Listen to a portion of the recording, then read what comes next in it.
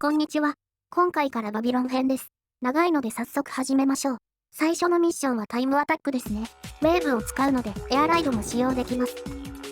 まずは、そんなに高い評価じゃなくていいのでスタートダッシュし、グラビティライブで左前にあるダッシュパネルまで移動します。その先は、ダッシュパネルを乗り継ぎながら移動です。カーブの直後に、エアライドの台があるので乗りましょう。一応曲がり続けることでいけるとは思うのですが、難しい場合はゲージがないので若干減速するものの、グラビティコントロールで曲がると良いと思います。本編の方で使ったショートカットですが、コースが周回しない前提のせいなのか、ちゃんと壁がしっかり張られており、使えませんでした。まあ、使えなくても時間的には余裕です。この広場、GP 余ってたのでグラビティダイブした方が良かったかも。壁走りして、最後の広場へメテオバーストをつなげるには、最初の段差の少し手前ぐらいで浮き上がるようにダイブを発動して、左の像から下がっていく必要があります。つながれば、そのままゴール。失敗して壁にぶつかったら、もう一度ダイブして進みましょう。知識の差ね。それだけ、優秀だと、裏で何をされるかわからないのもありますよね。かつてのルージュみたいなことになりませんかね。ミッション2はリング集めです。最初は、ダッシュパネルに乗ってリングをたどっていきましょう。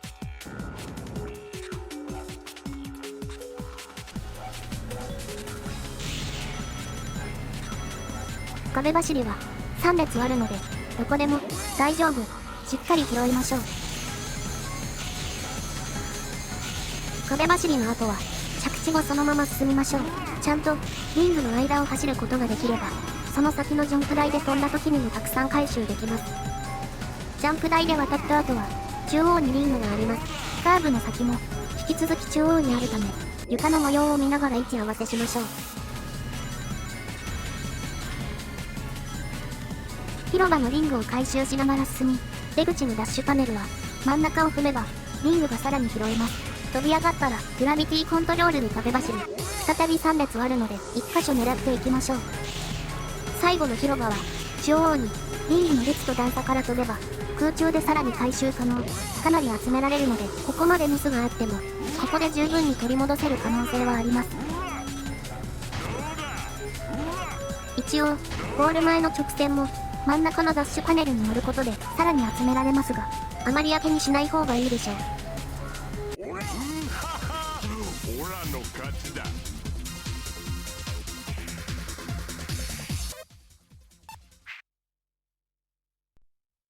ミッション3はトリックチャレンジですね。最初の広場を抜けた直後、ハーフパイプがありますが、余分に1回ぐらいは乗って稼いでも良いと思います。まあ、このコース元からジャンプできる場所多いので、ここで稼がなくとも自然と最高評価になるとは思いますけど、先のカーブは直角なのでグラビティコントロールで曲がりましょう。直線上ではないため、グラビティダイブは使用しなくていいです。通り過ぎてしまいましたが、右側にあるダッシュパネルに乗っておくと速度がついて、この先のジャンプ台の評価がもう少し上がったかも。できれば乗っておきたいですね。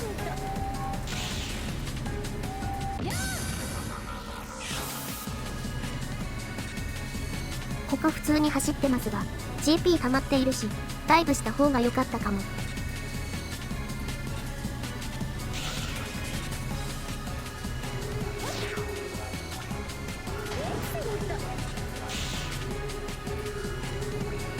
最後の広場は3連続で飛べます。ここで稼げますね。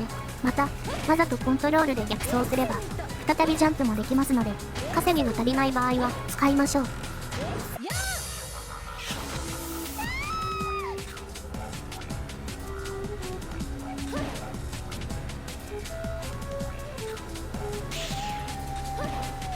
知識の差ね。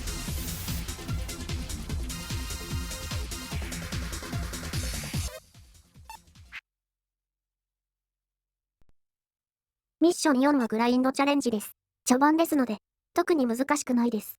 ランプを見てジャンプしていきましょう。最初のレールは、広場を抜けた後左側になるので、左の方に移動しましょう。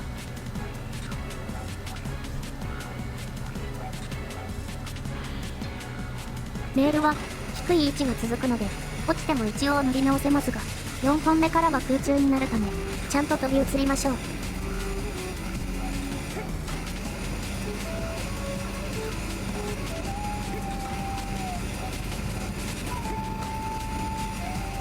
6本目の後、ジャンプ台を挟んで左側ですので、着地も右側に動かないように。時間も余裕がある上に、以降は、レールが必ず下についているため、落ちても乗り直しでクリアまで行けます。一応覚えておくといいでしょう。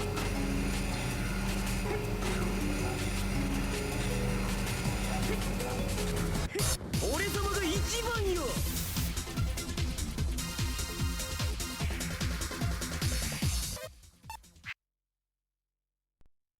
ミッション5はグラビティダイブでの移動距離ですね。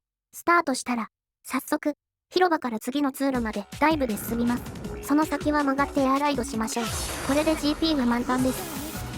カーブを曲がる際に普通に曲がってますが、エアライドで溜まる量が普通に余ってるぐらいなので、グラビティコントロールでもいいです。やりやすい方法で行きましょう。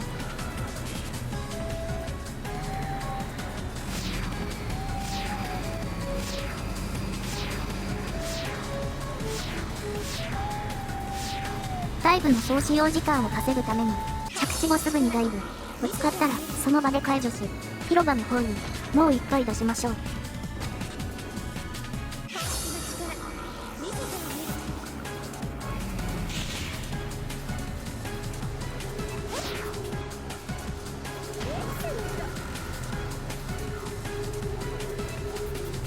最後はいつもの通りのメテオバースト区間ですね。左側の石像から触りましょう。多分ここから行ければクリアですが、心配ならゴール地点の真上にぶつかれば止まるので、それで着地してから確認しましょう。ただし、少しでも進むとゴールなので、ブレーキを踏むのを忘れずに。重力を操る装置は、毎回エッグマンが発明してるのか、結構見かけますが、単体で重力を操るロボはいませんね。今後見ることはできるのか？ミッション6はレースですね。とは言っても、やることはタイムアタックと同じです。スタートダッシュから、グラビティダイブで、早速広場を抜けましょう。グラインドレールを無視していますが、画面左上を見るとわかるように、実は、グラインドのスキルは、最初からオンになっています。なので、乗っても大丈夫です。スキルを使わず向かう、右側の道もダッシュパネルがあるので、うまく乗り継げば、結構スムーズに進めます。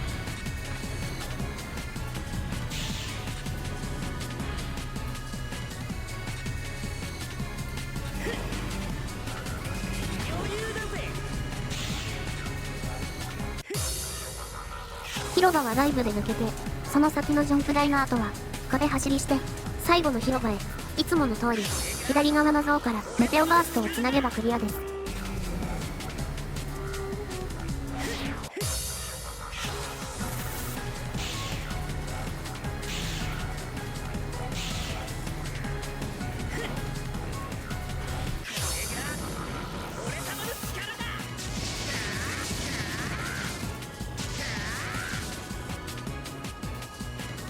俺様が一番よ。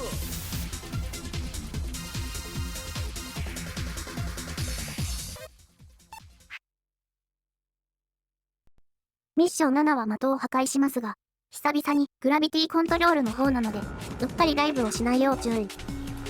最初の的は、前方に少し手前ぐらいで発動してぶつかりに行きましょう。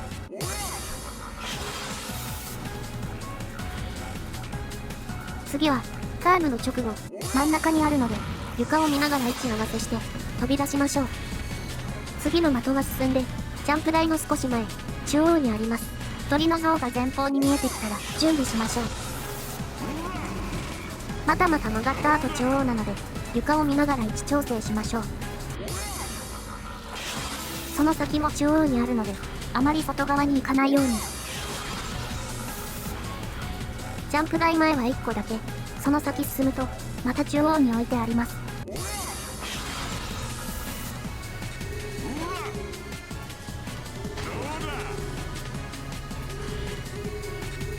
最後の広場は、中央に3つあるのですが、すべて空中ですので、そのままでは届きません。手前の段差でジャンプして、だいたい1回転ぐらい、したタイミングでコントロールを出すといいでしょう。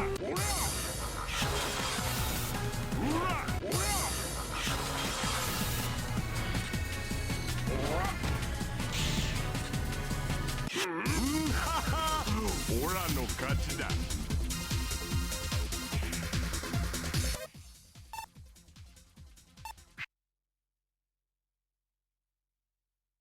ナイトラッシュに突入です。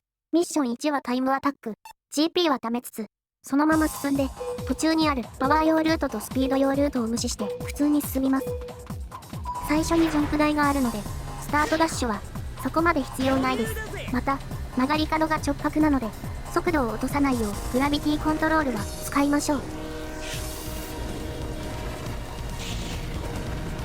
ダッシュパネルに乗ってカーブを過ぎたら、グラビティダイブ、うまく看板とかをつかめたら加速しつつ、左にあるハーフパイプを目指します。ハーフパイプに乗ったら、そこから飛んで壁走りでショートカットへ。直線上の道なので、GP が余っていたらグラビティダイブで移動してしまいましょう。トンネル内と出口にはダッシュパネルがあります。ジャンプ台の後は正面に進むだけですので、こちらもグラビティダイブで移動するといいでしょう。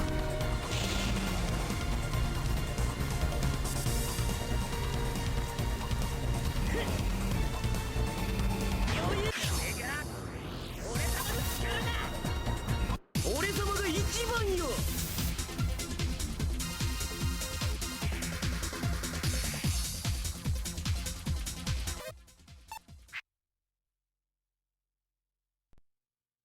ミッション2はリング集めです。最初は中央に配置されてますが、途中1回だけ右にずれます。カーブを曲がった後は、左側にハーフパイプがありますが、珍しく、上空にカプセルがありますので、飛ぶ位置に気をつけましょう。ちょうど赤い矢印の真下に来たぐらいでジャンプすると、うまくいきやすいかなと思います。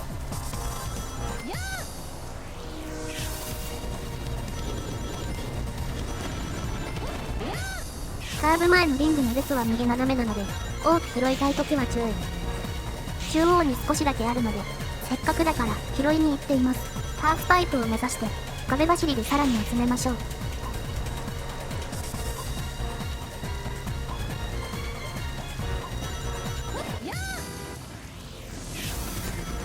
壁にあるリングを拾い終わったら、以降は中央にしかありませんので、位置をキープ。出口付近のダッシュパネルで通り過ぎやすいので、ここまで拾っている数が少ない場合は注意。最後は、上のルートにリングがあるため、欲しい場合はグラビティダイブで乗りましょう。多分なんですが、結構な回数試してもいけたことがないので、ジャンプ台から飛ぶだけだと上に行くのは無理だと思います。見せてあげる。知識の差ね。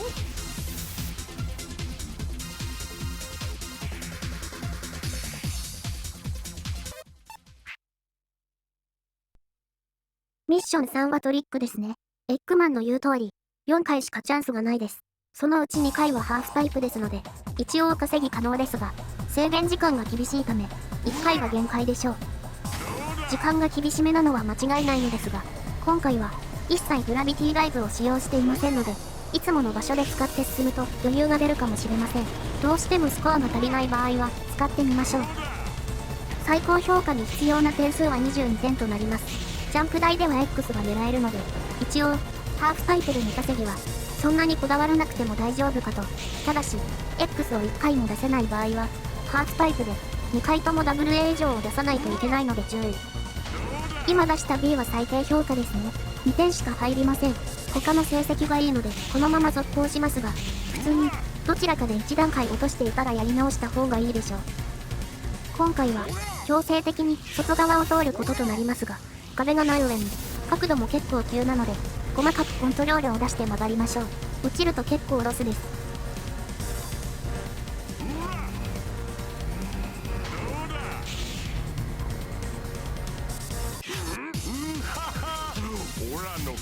後続団内では多少評価されがちですが、その実力をきちんと見抜くエッグマン。ミッション4はエアライドチャレンジですね。陸でも空でも、ひたすら前に進むだけで、わかりにくいところはないです。まずは、ジャンプ台を中央から飛びましょう。最初の区間は、特に細かい調整がいらないので、エアライドの感覚を慣らしていきましょう。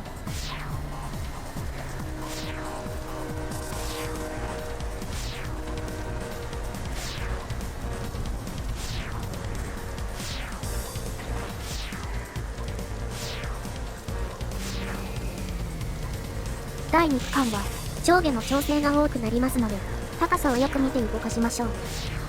21個目のリングの後、加速があるのですが、下に移動する必要もあるので注意。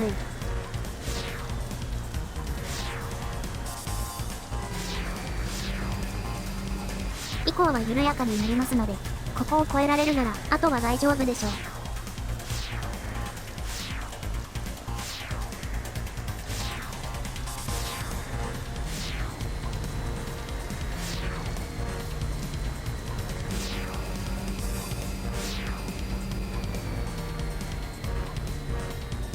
知識の差ね。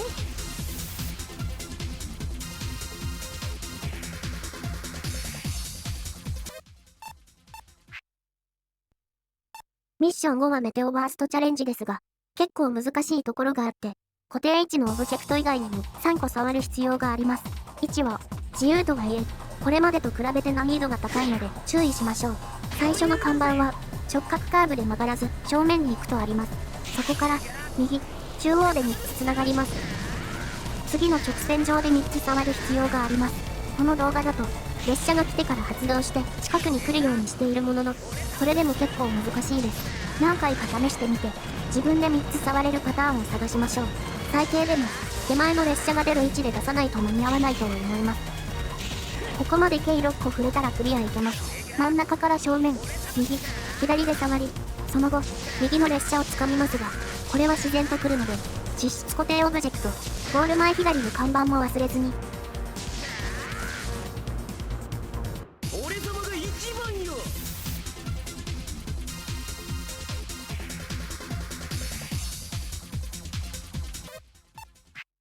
ミッション6はロボットに追いつきます。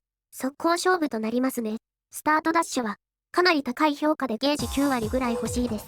そのままダイブを出して、最初のジャンプ台は無視、左側に移動し、トンネルのダッシュパネル中央の前ぐらいでロボに合流して、そのまま飛ばせば OK です。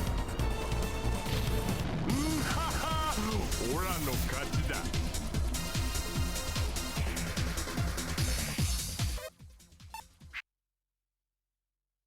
ミッション7はグラビティアクションで破壊ですね。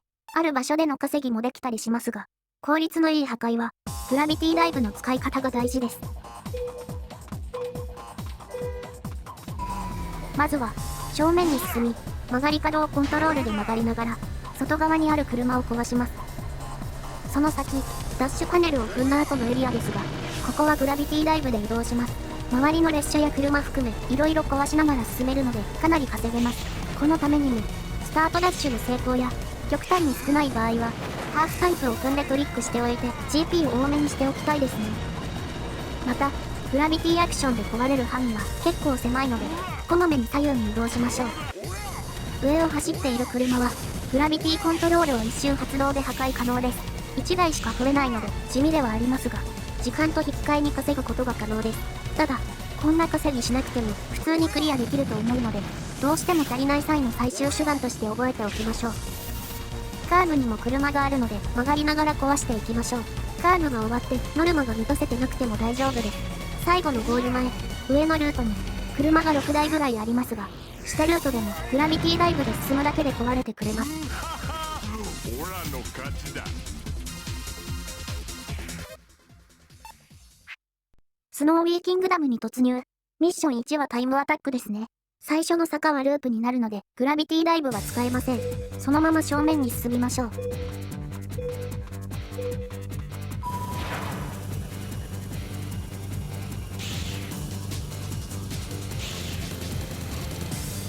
ジャンプ台の後は、正面に進み、壁走りへ、壁に飛び移ったらグラビティダイブします。これで、途中のジャンプ台を1個無視して進みます。その先も正面に進み、看板を見てハーフパイプから壁走りへ、途中雪玉がありますが、今回はパワースキルがオンなのでぶつかって大丈夫です。ジェットの時と同じで、スキルがオンになっているのに気がつかず走ってしまいました。まあ、ちょっと置いてある一敵に当たりにくいかもしれませんが。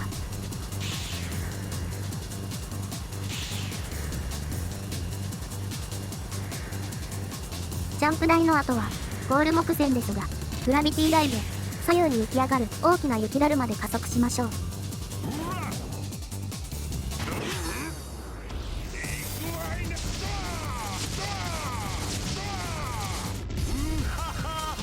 オラの勝ちだ。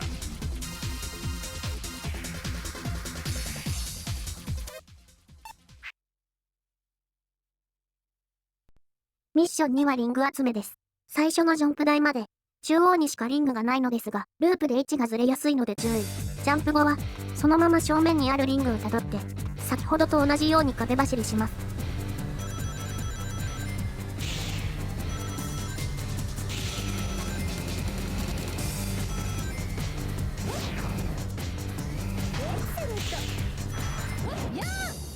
今回は普通に進みます。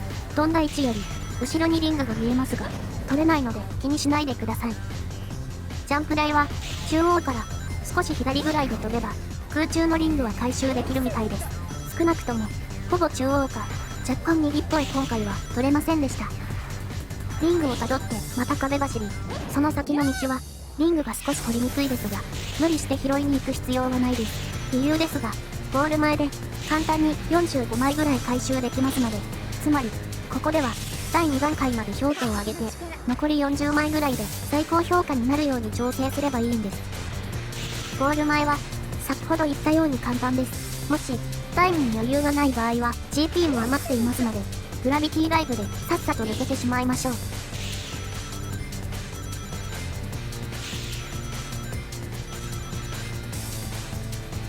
知識の差ね。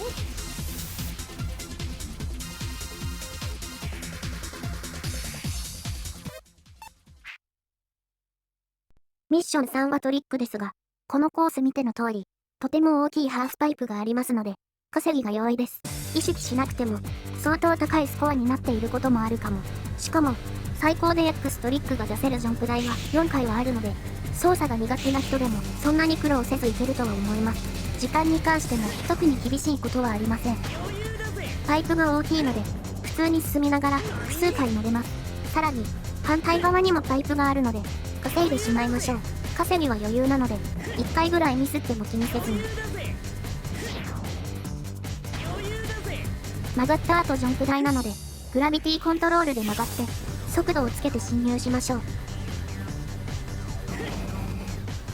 着地後は何もないし、次のパイプゾーンでたくさん飛ぶので、手前のジャンプ台まではグラビティダイブで移動してしまいましょう。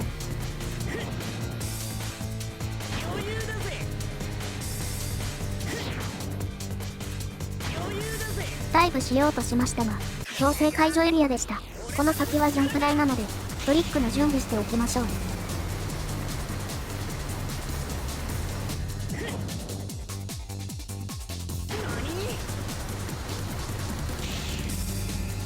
この先が最後のジャンプ台となりますので、足りない場合はやり直しましょう。スコアが十分な場合は、グラビティダイブで台を無視するとスムーズです。俺様が一番よ。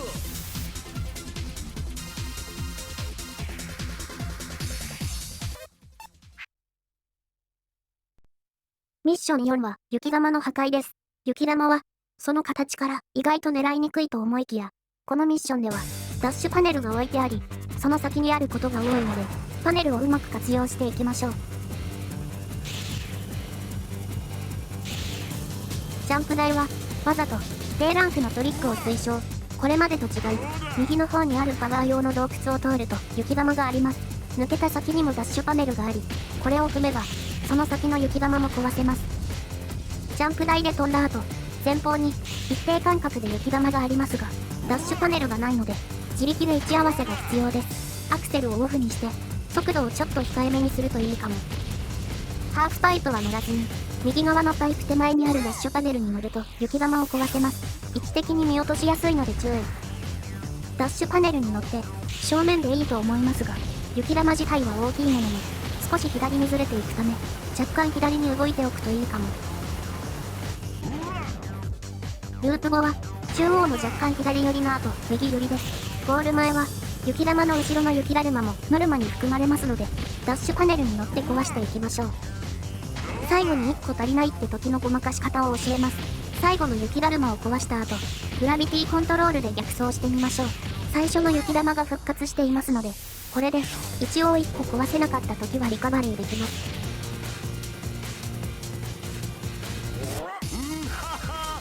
オラの勝ちだ。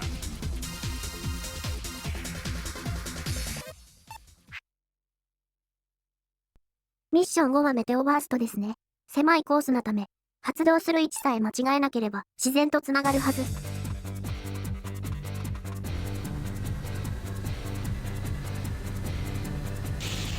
最初のジャンプ台の後、ほぼ正面に看板ができています。ダイブしましょう。その先もいくつか看板がありますが、自然とつながります。4つ目の看板の後に雪だるまが2回あるので、触る前に解除しないように注意。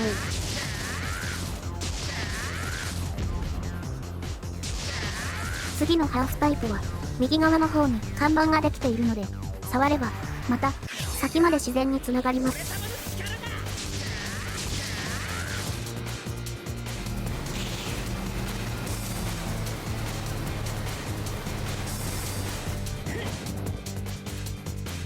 余裕だぜ。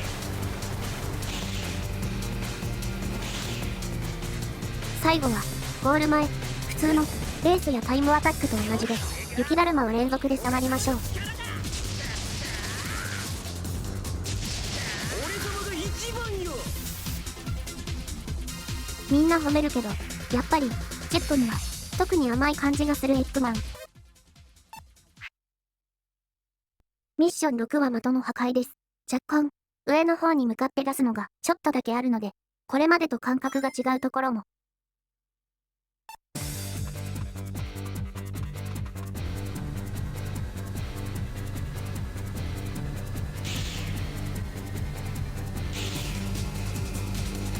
最初の的はハーフパイプで飛んだ先、上の方にあります。飛んだ後にグラビティコントロールで角度を定めて飛びましょう。次は左の方です。矢印があるので、その位置からコントロール出すと合わせやすいです。次も矢印の位置から曲がりましょう。ジャンプ台から飛び出したら4回転目ぐらいでコントロールを構えましょう。角度を合わせて的に突進します。正面のは軽く上がるだけで壊せます。その先のハーフパイプで飛んでも何もないので、そのまま右に進んで矢印の場所からコントロールを出して次の的を壊します。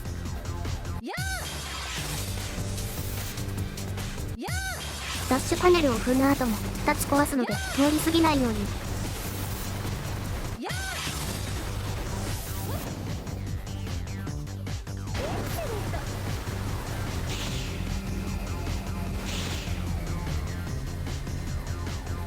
最後はゴール前の手前2つを壊して、最後の1個が高いところにあります。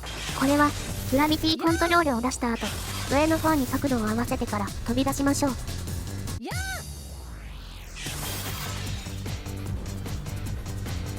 知識の差ね。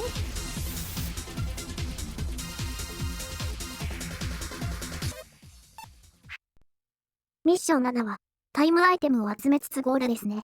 フライタイプ用ルートの使い方が鍵です。最初は中央にタイムアイテムがあるため、そのまま進みましょう。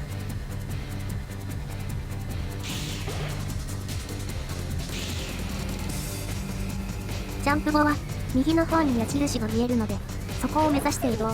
手前にあるタイムアイテムも忘れずに、矢印の場所から飛ぶとエアライドになりますが、エアライドで移動していればタイムアイテムも自然と回収できます。その後のジャンプ台は必ず中央から飛びましょう。外から見えませんが、空中にタイムアイテムがあります。次ですが、エアライドをもう1回したいので、いつもの風走りルートに行かないように、動画だと間違えて入りそうになり、下に飛んでいます。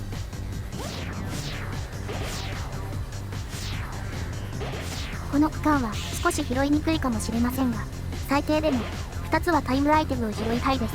3つ目からは動画のようにコントロールで曲がった方がいいです。最後ですが、タイムアイテムは低い位置、雪だるまは高い位置なので、アイテムを取るか加速するかの選択となります。時間が厳しそうならダイブはしつつ、下のアイテムを集める方がいいでしょう。知識の差ね。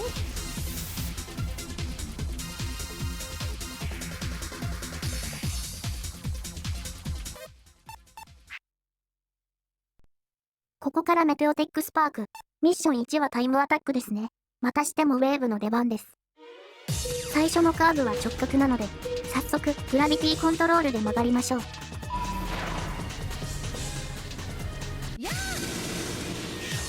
先の区間ですが、ロボが空中を飛んでいるので、ジャンプしないように、ぶつかると弾き飛ばされます。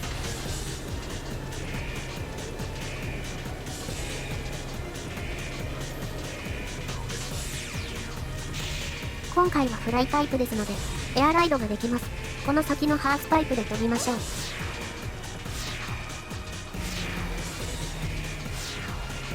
着地後はグラビティダイブしましょう。ジャンプ台で飛んでる時間がもったいないです。行き先は当然上です。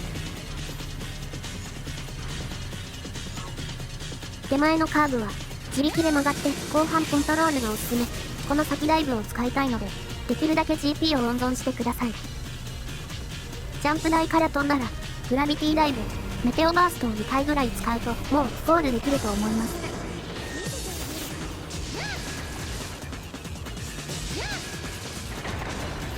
知識の差ね。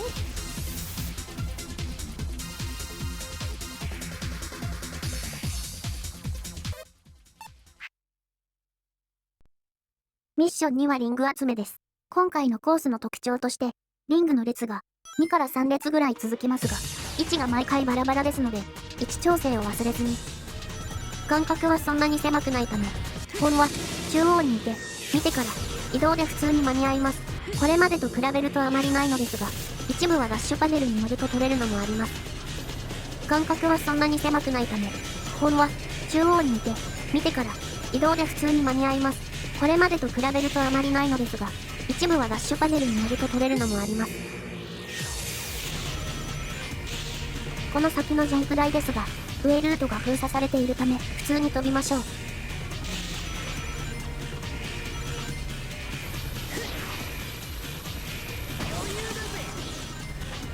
次のジャンプ台から壁走りできますが、必要ないので、そのまま進んで落ちてるリングを拾いましょう。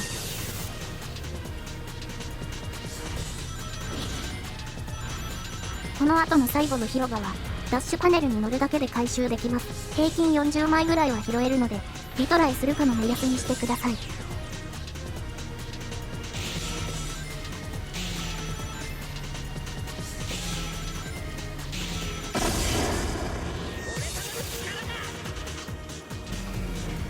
俺様が一番よ。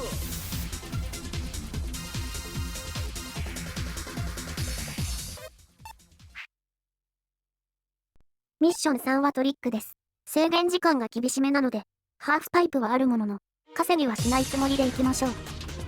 ノルマがそこまで厳しいわけではありませんが、ジャンプ台では、できる限り、高いトリックを出しておきたいですね。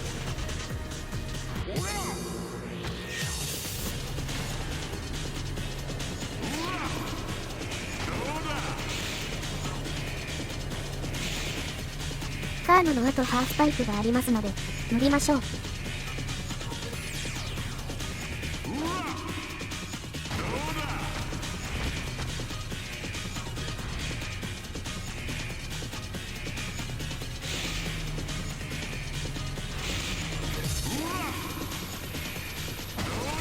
ダッシュパネル乗ったのに思ったより伸びませんでしたね。タイミングが早かったかな。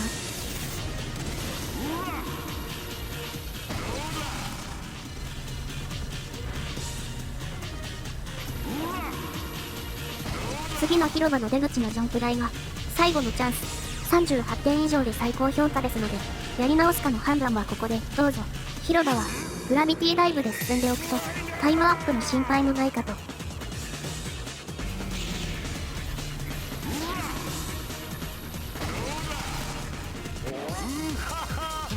オラの勝ちだ。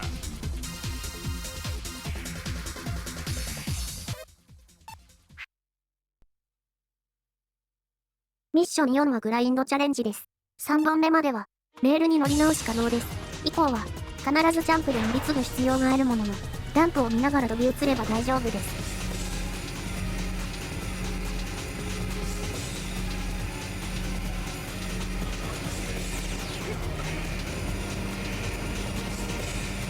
乗り換えのタイミングですが、4本目は、看板の前を通り過ぎて、カメラが左に動いた少し後、5本目は、黄色い足場の真ん中で、6本目と7本目は直線なので、普通にわかります。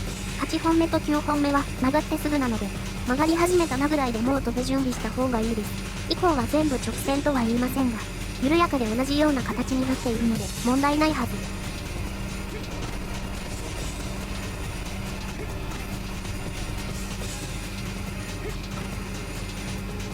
俺様が一番よ。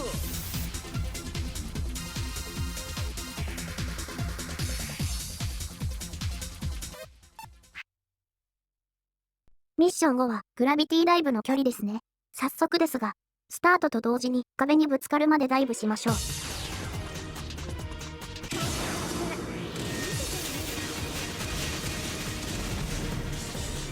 次に曲がった後に、ゲージがなくなるまでグラビティダイブします。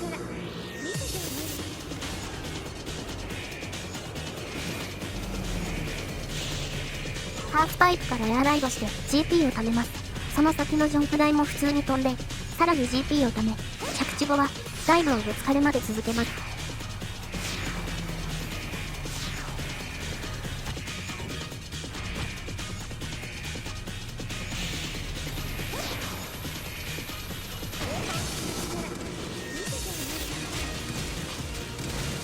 ジャンプ台からエアライドして GP を貯めます。トンネル内のファンに当たると落ちるので位置に注意。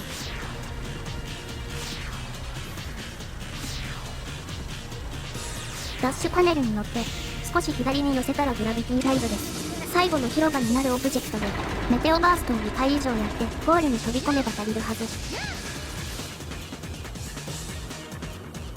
知識の差ね。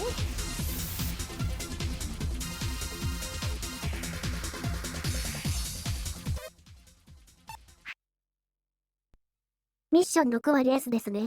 スタートダッシュを決めて GP 獲得。スタート後2回のカーブはグラビティコントロールで曲がりましょう。2回目を曲がった後、左側に行くとパワースキルで壊せるタンクがあるので、これで GP を補充します。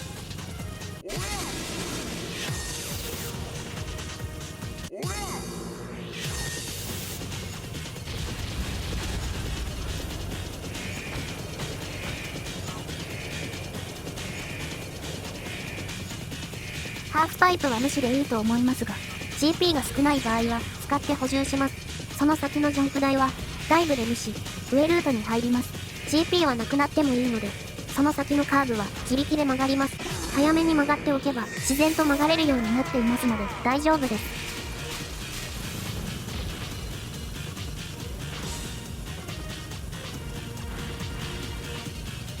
ジャンプ台の後グラビティダイブ。左右に出るオブジェクトでメテオバーストしてゴールまで行きましょう。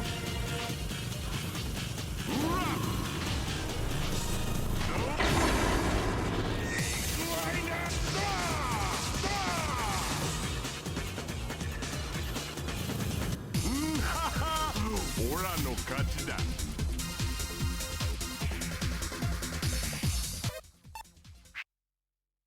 ミッション7はアタックチャレンジ。